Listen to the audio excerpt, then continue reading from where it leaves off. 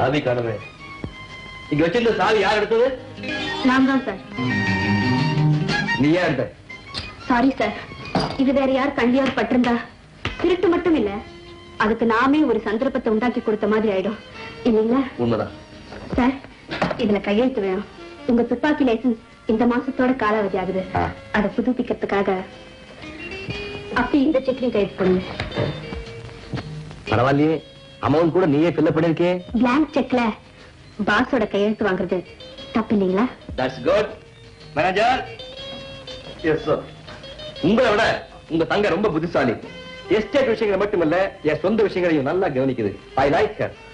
இந்த நிமிஷத்துல இருந்து உங்க தங்க உங்க அசிஸ்டன்ட் இல்ல, என்னுடைய personal secretary, personal adviser, personal assistant etcetera etcetera.